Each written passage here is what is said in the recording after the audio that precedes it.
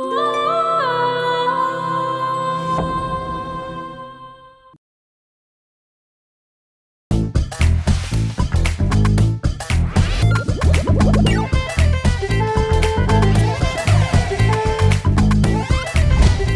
Committee দেওয়ার যে perform করতে আসবে আমাদের কাল্লা খ্যাত তারেক মাহমুদ।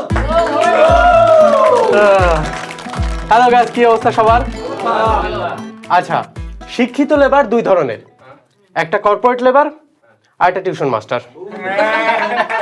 ওকে, আচ্ছা, তা আমি একটা বাসায় পড়াইতে যাই, আমি টিউশন মাস্টার।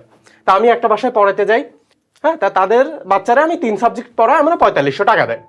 ঠিক আছে, তা একদিন হচ্ছে আমি তাদের পড়াতে যাচ্ছি, তো রাস্তায় আঙ্কেলের সাথে দেখা হয়ে গেছে মাসের শেষের দিক। আঙ্কেল হচ্ছে তারা বেতন ঠিকঠাক মতো দিয়ে দেয়, আঙ্কেল আমার বেতনটা দিয়ে দিছে, আমি খুব খুশি। বাসায় গেছি, বাসায় যাই গুনে দেখি যে 5000 দিছে। আমি আঙ্কেলদের সাথে সাথে ফোন দিচ্ছি, আঙ্কেল আপনি তো আমার 500 বেশি দিছেন। ওর মায় তো আমার কাছে 5000-ই নিত তোমার নাম কয়ে।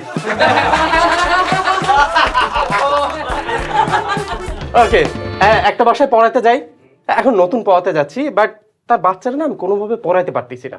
না মানে পড়া পারে না এমন কোনো সমস্যা না, সমস্যা অন্য জায়গায়, বলতেও পারতেছি না। তা আমি একদিন খুব সাহস করে তার গার্ডিয়ানকে ডাক দিলাম, বললাম যে দেখেন আপনার বাচ্চার একটু সমস্যা হচ্ছে। না মানে পড়াশোনা পারে না এমন কিছু না, ছেলে ব্রিলিয়ান্টও আছে, কিন্তু আমি আপনার পড়াতে পারতেছি না। কেন স্যার, কি সমস্যা? আসলে ওর গায়ে প্রচুর গন্ধ। আমি বলি যে স্যার আপনারা রাখছি পড়ানোর জন্য, আপনি এসে পড়াবেন, আপনি এসে কুত্তার মতো গন্ধ শোকেন কেন?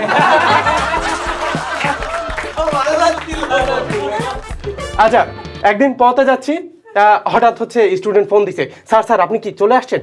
হ্যাঁ আমি তো তোমাদের বাজার পর্যন্ত আসছি। ও বাজার পর্যন্ত চলে আসছেন? আচ্ছা এক কাজ করেন, আসার সময় আধা কেজি চিনি নিয়ে আসেন। এখন চিনিটা আমি নিয়ে গেছি, কারণ জানি এই চিনিটা না নিলে আজকে চাটাও জুটবে না। আচ্ছা, আজকালকার পড়াতে গেলে হ্যাঁ মানে গার্ডিয়ানের রিকোয়ারমেন্ট কি, মানে কি যে বলবো যে কিরকম যে চায়। তখন এক জায়গায় পড়াতে গেছি নতুন, বলছে যে দেখো সপ্তাহে 7 দিন তো তুমি 6 দিন পড়ায়, আর মিনিমাম প্রত্যেক দিন হচ্ছে 2 ঘন্টা করে পড়াবা, অবশ্যই সব সাবজেক্ট। বেতন নিয়ে খুব একটা টেনশন করবো না, বেতন আমি আমার ইচ্ছা মতো যখন মন চায় দেবো, 1500। আর হ্যাঁ অবশ্যই নাস্তা নিয়ে কোনো চিন্তা করবা না, ওটা জীবনও পাবা না। আর হ্যাঁ অবশ্যই সাথে কিন্তু ছোটটারও একটু দেখা দিতে হবে। একটা বাসায় পড়াতে যাই, ওরা কখনো নাস্তা দেয় না।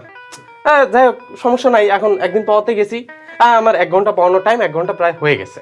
এর ভিতর দেখি আন্টি যায় রান্না করে খটখট আওয়াজ করতেছে। তা আমি আরেকটু বেশি পড়ানো শুরু করছি, আধা ঘন্টা পড়ায় ফেলছি, এবার বিরিয়ানির সেন্ট আসতেছে, আমি 1 ঘন্টা আরো বেশি পড়ায় ফেলছি। না নেহাতি স্টুডেন্টের পরীক্ষা ছিল বলে আমার আবার অত বিরিয়ানির লোভ টোভ নাই।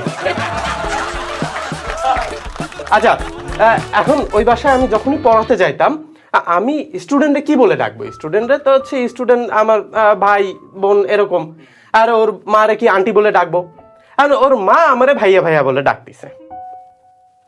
ঠিক আছে, এখন প্রথম দিন আমি তেমন কিছু বলি নাই, পরের দিন পড়াতে গেছি, দেখি যে সে শাড়ি পরে সুন্দর করে সেজে গুজে দরজাটা খুলছে। এখন আমি তাকে ভাবি বলে ডাকি।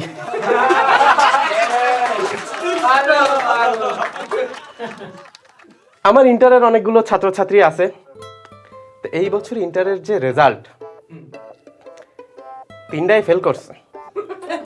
3 মাসের বেতন পাই, বেতনটা কি আমার আনতে যাওয়া উচিত?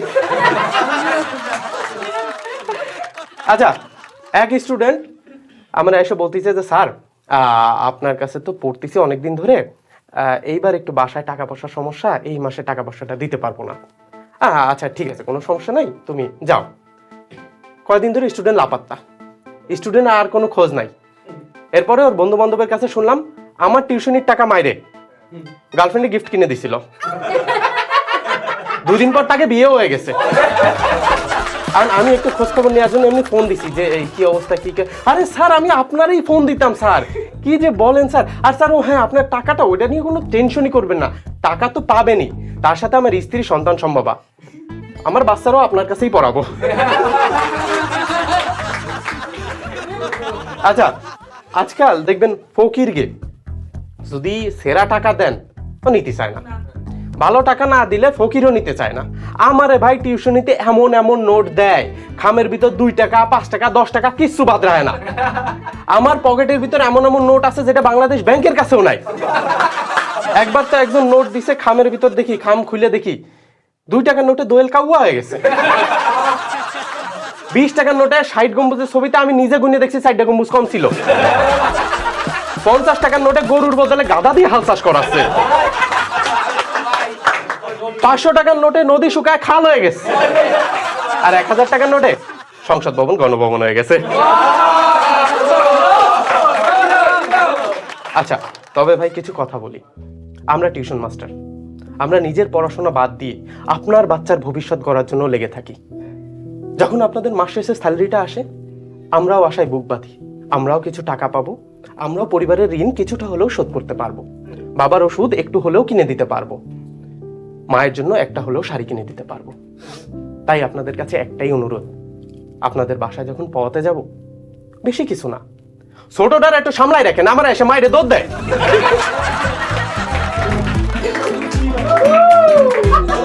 Okay guys, thank you. That's my time. This is Tariq Mahmood.